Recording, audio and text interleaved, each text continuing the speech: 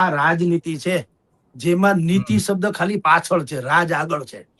નીતિ આગળ હોવી જોઈએ, નીતિ રાજ નથી, રાજનીતિ છે. તમે ને હું બધા જાણીએ છીએ આ કઈ ધર્મનો ઠેકો લઈને બેઠા નથી. રાજનીતિ એટલે ચોકઠાબાજી, શત્રુતાની સાથે ગમે તે રીતે everything is fair and war and love એમ જે કહીએ છીએ ને, એ આ છે.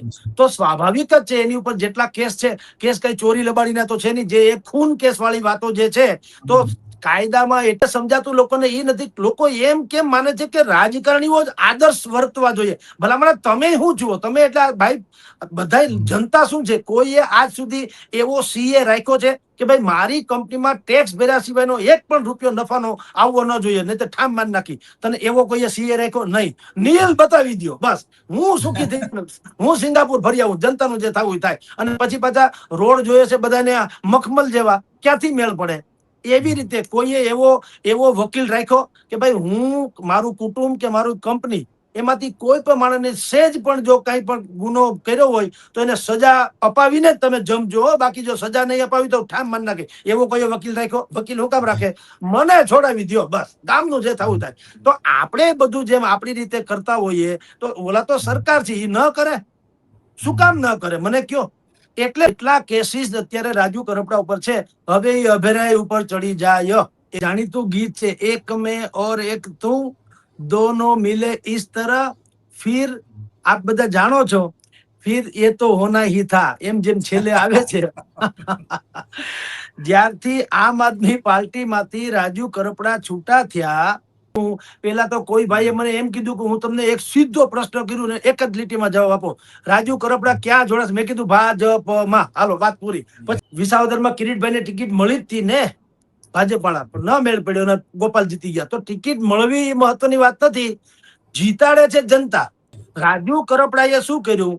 આમ આદમી પાર્ટી જયારે રાજુ કરપડા ખેડૂતોના મુદ્દે જેલમાં ગયા ને 108 દિવસ કે જે કઈ જેલમાં રહ્યા, ત્યારે એનો આક્ષેપ, એના ફાધર સહિતનો આક્ષેપ એવો હતો કે આમ આદમી પાર્ટીએ મારો ઉપયોગ કર્યો, મને છોડાવવાની મહેનત ન કરી, પોતાની જાતને પ્રોજેક્ટ કરવાની મહેનત કરી, વગેરે વગેરે. ત્યારથી ખટાશ શરૂ થઈ. તો તમે જુઓ, આમ આદમી પાર્ટીને પણ ભાવતું તું ને વૈદ્ય કીધું એના જેવું થયું. રાજુ કરપડા અને પ્રવીણ રામ જેલમાં હતા તો રાજુભાઈએ પ્રવીણ રામને તો કીધું હોય ને કે ભાઈ જેલમાંથી બહાર નીકળ્યા પછી મારે પક્ષ છોડવાની નોબત આવે એવી સંભાવના છે. તો જેલમાંથી છૂટ્યા પછી તો અઠવાડિયે મેળ પડ્યો માની લ્યો, તો પણ તમારી જાણ ખાતર જેલમાંથી છૂટ્યા પછી પણ ન પ્રવીણ રામે ઈસુદાનને કીધું ન હોય એવું બને નહીં, ઈસુને ગોપાલે ત્યાં કીધું હોય એવું ન બને. તો સવાલ એ છે કે બધાએ બધાને કીધું તો છે, પરંતુ કોઈએ પ્રયાસ ન કર્યો કે રાજુ કરપડાને પક્ષ છોડવાનો નિર્ણય છે એને પાછો ઠેલે. ડેમેજ કંટ્રોલ કહેવાય.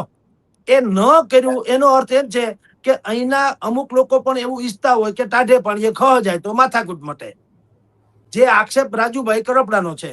એટલે હું તે દિવસથી કહેતો હતો કે હવે રાજુભાઈ બધા પૂછતા હતા હવે શું કરશે. મેં એમ કીધું કે ભાઈ ટિકિટ અથવા તો હોદ્દો ઈ પક્ષ આપે છે, નેતા તમને જનતા બનાવે છે.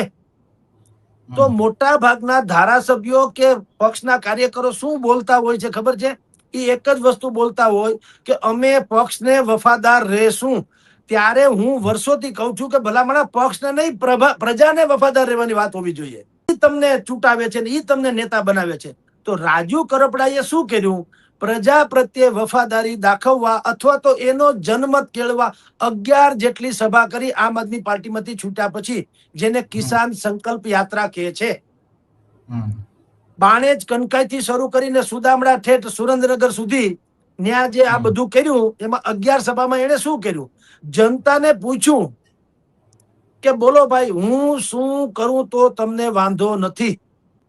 રાજુ કરપડાએ એમ કીધું કે હું ખેડૂતનો નેતા છું, ખેડૂત માટે જ લડવાનો છું, ખેડૂતોના પ્રશ્નો મારા માટે મહાન છે. અને એમાંય મારો મત વિસ્તાર એટલે ચોટીલા થી માંડીને સુરેન્દ્રનગર, એ મારા મત વિસ્તારના જે પ્રાણ પ્રશ્નો છે એને હલ કરવાની અગર હું ક્યાંકથી ખાતરી મેળવું અને પછી હું કોઈ પણ પક્ષમાં જોડાવ તો તમને વાંધો ખરો? આવું ચોખ્ખું એને નાગરિકોને કીધું, ખેડૂતોને કીધું એની સભામાં. જાણીએ છીએ કે પ્રશ્ન હલ કોણ કરી શકે? આમ આદમી પાર્ટી અને કોંગ્રેસ પર શું કે છે? જો અમે સત્તામાં આવશું તો અમે આમ કરી દેશું એવું કે છે ને. એનો અર્થ એમ છે કે સત્તામાં આવ્યા વગર તો કઈ છૂટકો નહીં.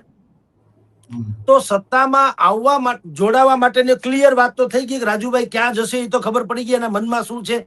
પણ એને શું કીધું રાજુભાઈએ કે હું એમનેમ કેસરીઓ ધારણ કરીને મારું હાજુ કરી લઉં એમ નહીં, તમારા કેટલાક પ્રાણ પ્રશ્નો જે છે એમાંની હું કેટલીક સૈદ્ધાંતિક કે બીજી રીતે કહો તો રાજકીય એ હું ખાતરી મેળવી લઉં અને ઈ ગામડામાં તો સૈદ્ધાંતિક મંજૂરી પણ ઈ અપાવી દીધી એને. ટૂંકમાં ભાજપ જોઈન્ટ કર્યા પહેલા રાજુભાઈ કરપડાએ ત્યાંની જનતાના સમસ્યા અને સરકાર પાસેથી ખાતરી જેને કહેવામાં આવે તે સૈદ્ધાંતિક મંજૂરી એટલે ખાતરી આ બે અપાવી ચૂક્યા. 11 જેટલી સભા કરી અને કિસાનોનો મત જનમત કેળવો. હવે બધાએ અંતર એમ કીધું કે ભાઈ તમે કોંગ્રેસમાં જાઓ, ભાજપમાં જાઓ, આમ આદમીમાં રહ્યો કે અપક્ષ લડો, અમને કાંઈ વાંધો નથી, કારણ કે બેનર કોઈ મેટર કરતું નથી, અમારે સમસ્યા ઉકેલવા વાળા માણસની જરૂર છે. થશો કે અબ્દુલ કલામને કોઈ ભાજપ કોંગ્રેસના નેતા ન માને, ભલે ગમે એવા હતા. ડોક્ટર મનમોહનસિંહને કોઈ ભાજપ કોંગ્રેસના નેતા ન માને, ભલે એ કોંગ્રેસમાં હતા. સેમ પિત્રોડાને આપણે કોંગ્રેસી નેતા ન કહીએ, આપણે એને બાકાયદા કહીએ ટેકનોક્રેટ્સ હતા. એમ સેમ પિત્રોડા જે ઇન્ફોર્મેશન ટેકનોલોજીના પ્રણેતા કે ભારતને અલગ દિશા ઉપર લઈ જવાના, ગ્લોબલમાં બનાવનારા. તો અમુક હસ્તીઓ એવી હોય છે એને પક્ષ કોઈ મેટર નથી કરતું. રાજુભાઈ એવડી હસ્તી છે એમ નથી કહેતો. રાજુભાઈએ એના લેવલ પ્રમાણે કોશિશ કરી કે ભાઈ મારા જે મતદારો છે, મારા જે સમર્થકો છે, મારો જે ચાહક વર્ગ છે ખેડૂતોનો, ઈ શું ઈચ્છે છે એવું એને પેલા મન ટટોળ્યું.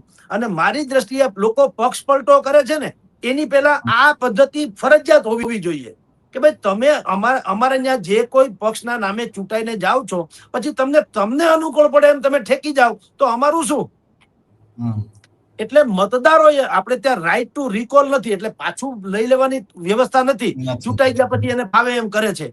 તો આ પહેલો ટેસ્ટ કેસ જેને કહેવામાં આવે ગુજરાતના ઇતિહાસનો, કે જેણે મતદારોના મન ટટોળ્યા અને એનો જનમત કેળવો કે બોલો હું XYZ કોઈ પણ પક્ષમાં જાવ તો તમને વાંધો ખરો.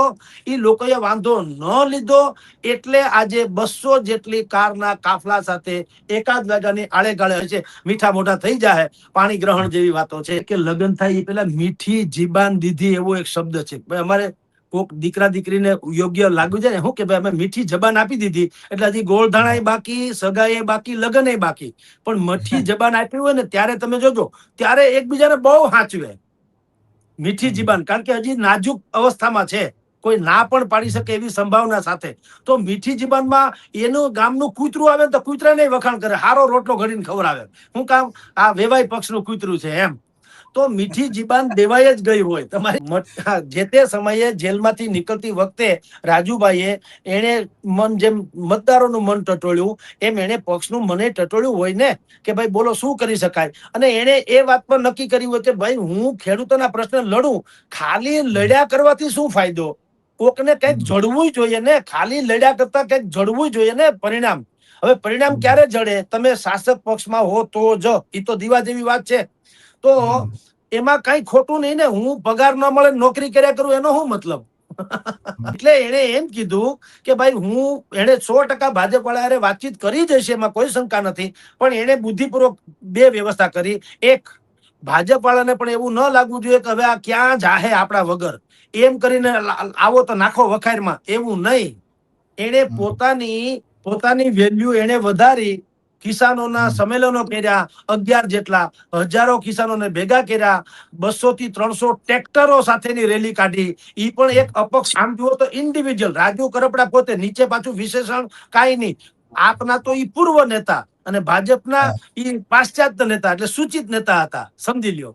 પણ એ સૂચિત અને પૂર્વે બંને વચ્ચે રાજુભાઈએ પોતે શું છે એ થોડુંક સાબિત તો કર્યું. એટલે ભારતીય જનતા પાર્ટી પણ એને લાઇમ લાઇટમાં લઈ શકે, પણ જેને કહેવાય ને એ હળવાશથી ન લઈ શકે એવું એને પોતાનું કદ વધાર્યું અને પછી ગયા. એનો અર્થ એમ છે, તમે જે મંજૂરીની વાત કરી કે મીઠી જીબાન દેવાઈ ગઈ હોય એટલે પછી પક્ષ સરકારી તંત્ર જે છે એ પણ એની ફેવરેબલ બન્યું, એમાં ના નહીં. મેં તમને કીધું ને વેવાઈના ગામનું કૂતરું આવે ને તોય આપણે એને હારો રોટલો ઘડીને ખવડાવીએ. તો ખબર જ છે કે આ વાસ્તે ગાસ્તે જાન આપણી ત્યાં જ આવવાની કમલમમાં, તો પછી હાલો એને મંજૂરી આપી દઈએ એટલે એને મંજૂરી મળી ગઈ હોય, એમાં બને.